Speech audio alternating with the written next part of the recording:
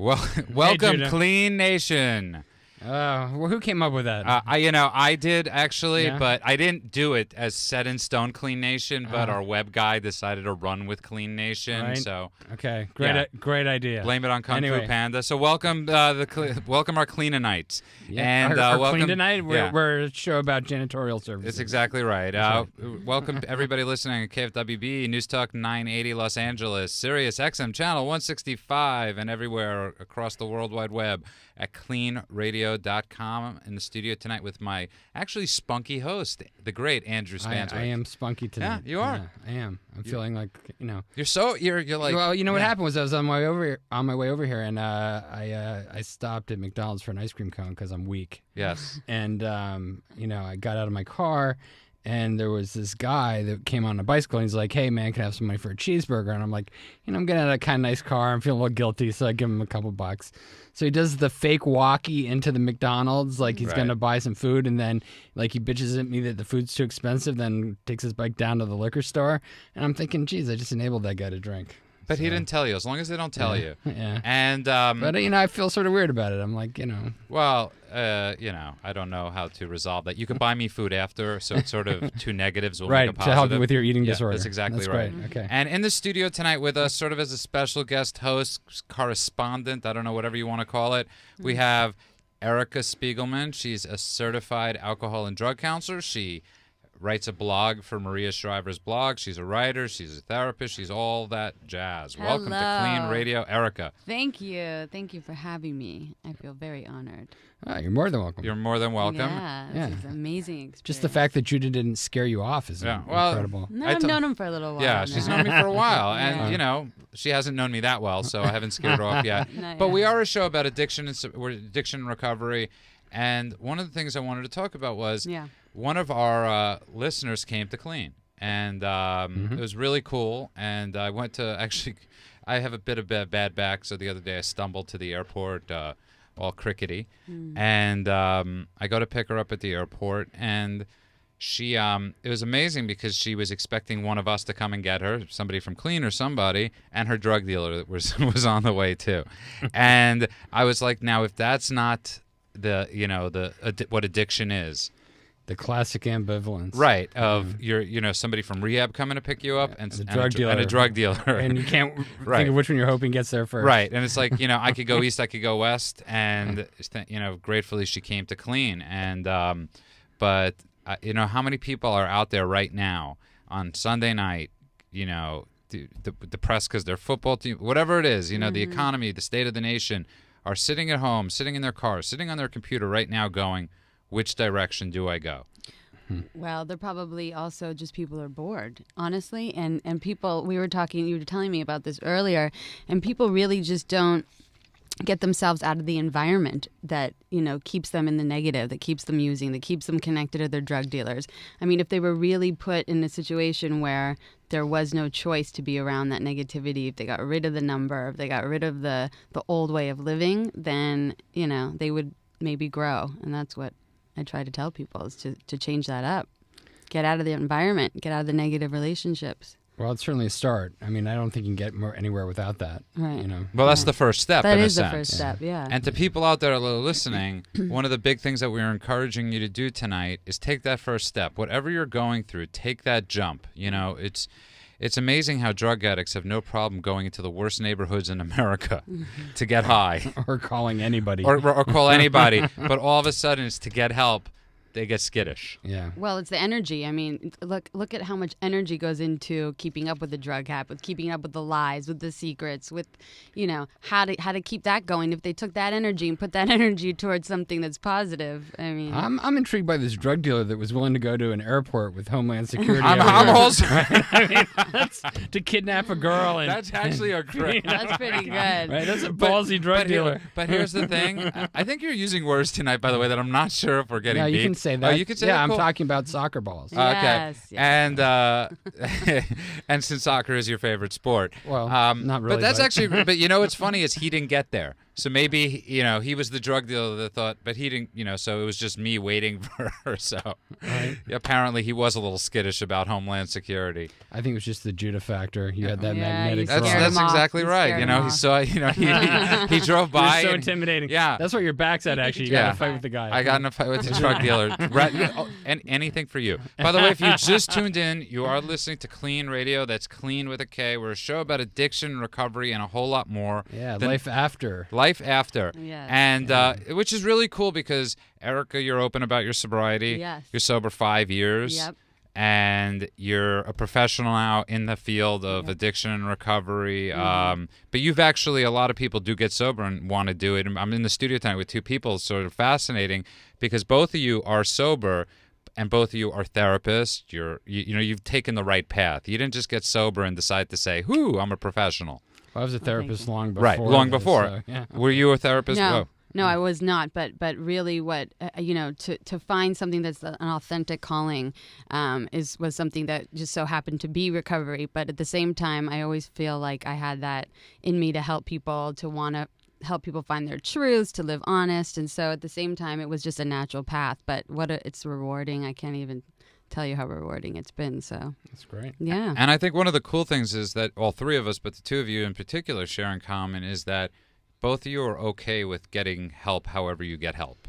That you're not stuck on one model of people getting sober. Well, I think there's different recipes for everybody. You know, everybody has an individual story. They come from individual, you know, backgrounds. And Actually, this families. is one of the things I kind of disagree about Really? with Alcoholics Anonymous, where they say Yeah. that there's an alcoholic personality and everybody suffers from that, and that if you solve that, then everything's fine. And, you know, I think that's true for maybe 15, 20% of alcoholics. That's know? what I believe. I'm in agreement with So- you completely. Yeah. Yeah. There's a lot of reasons that people become alcoholics and drug addicts, and it's not just from their personality. No. And they all have different personalities. I don't think I've met two with the same personality. No. But They may that's have some It's traits. environment. It's Yeah. genetic. Yeah. There's a bunch of different things. But that that's lead something to- very interesting, too, because I think, you know, a lot of times you hear people, we are unique. We're all unique individuals. And I think, you know, there's nothing wrong with being unique.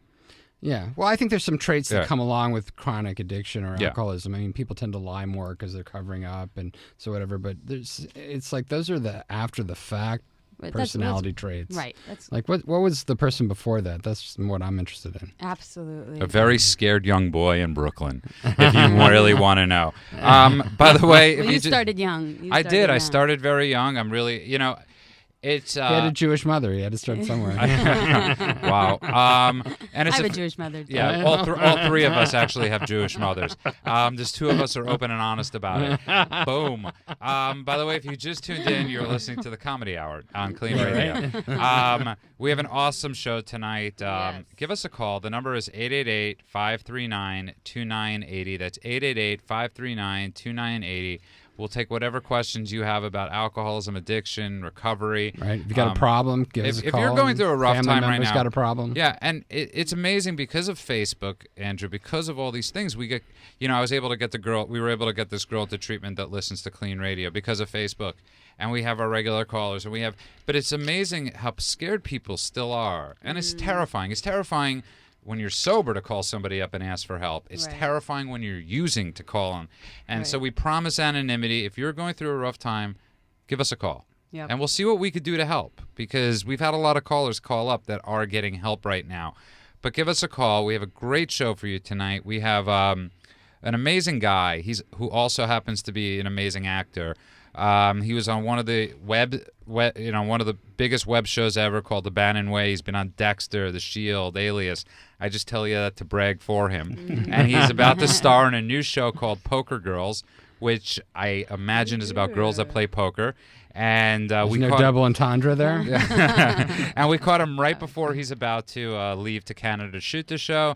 Welcome to the studio, actor and filmmaker, director, Mr. Everything in the film industry, Mark Gantt. Thank you very much. Welcome. Great to be here. Hey, Mark. I don't know if a better plug you're going to get. was good. I'm in shock, Yeah. actually. I just Good. want to record that, and then that'll just be my outgoing message when people call. Or You know just what? play it on your cell phone when people call, and just Yeah. come over, here, just listen to this before you Please talk to do. me. Yeah, exactly. I allow it. I hereby allow Thank it. you. Thank And you spoke about before you're 24 years sober. I am. September 11th. Amazing. Oh, that's a bad day. It was a great day. No, it was a bad day for a lot of people, too. Yeah.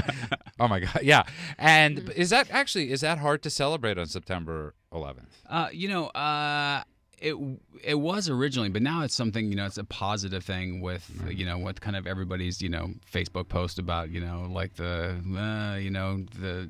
we're kind of feeling sorry for it, or let's stay together. It's like, for me, it's always been a positive thing. And obviously, it's great to have something positive on that day, especially celebrate. Celebrate. Yeah.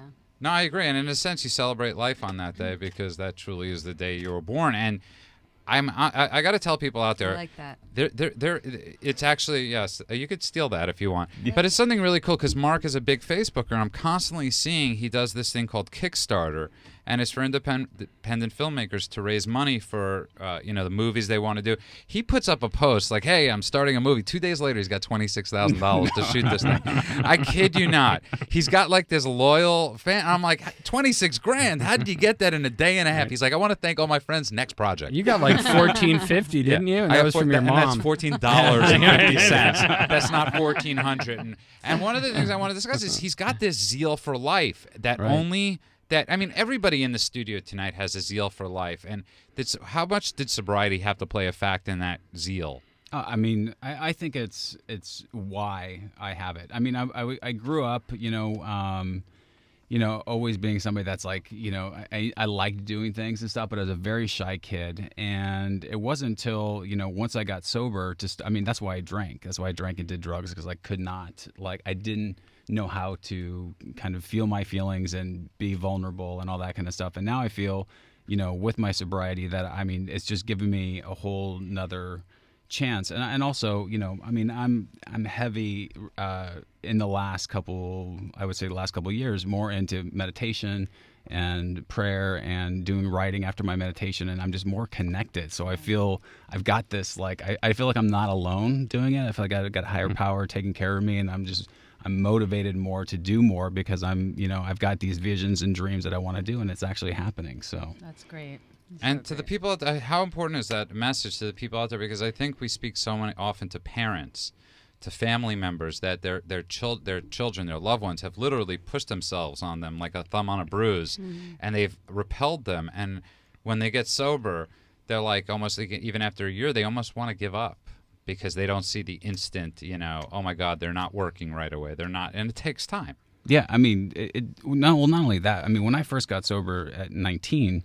There was nobody that was sober at 19. I was like hey, congratulations. Like the first year was just like, this is fantastic. I'm like the youngest guy ever. And then they're like assalamu alaikum. Yeah, exactly. And then the reality hit of just like it's life. And I think a lot of times when I talk to people that are newly sober, that are young, they think life is over. It's like, that my partying is over. I can't do the stuff I want to do. But I think that, life is not just that small, limited life of partying and going out. And, even people now that are not alcoholics or addicts that I see that are, into the LA party scene are like, I want something more. But we get so wrapped up into it. And so when you first get sober, it's like, well, what do I do now? It's like, well, it's all perception also, I always tell people that are young, that are getting sober, that, you should be proud of yourself. You should embrace it. And you should, don't be embarrassed that you don't drink. Don't be embarrassed that you can't, be wasted at 3 o'clock in the morning. Be proud that you actually are present, that you're there for, your family members and relationships, and embrace it and look at it in a positive way instead of it being so negative. Yeah. I can't stay up till 3 in the morning unless I'm being sued. By the way, if you just tuned in, you are listening to Clean Radio. That's Clean with a K. Give us a call, 888-539-2980. That's 888-539-2980. Tonight we're talking about a lot of things, but we're talking about life after you get sober, and we have amazing people in the studio. Obviously, my compadre in crime, the great Andrew Spanswick, but we also have... Not really sure what the crime is. Yeah, it just sounds good, from Brooklyn. And we have the extremely beautiful and talented Mark Gantt, and we have the extremely bright Erica Spiegelman. You're not going to say handsome to offset beautiful? Well, no, here's the thing. It's like, because everybody thought I was going to say Erica, but, so now it's a big trick. Yeah, because Erica is an extremely... look at what she's done. you know, she's a therapist. She writes a blog for Maria Shriver, for all these different things. And how much of that came into, you're telling that all this stuff has come in sobriety? Yeah, of course. All of it has come in sobriety. Basically, you know, when I went back to school to actually get a degree and learn about addiction, whether that's, you know, I mean, it's a biopsychosocial thing.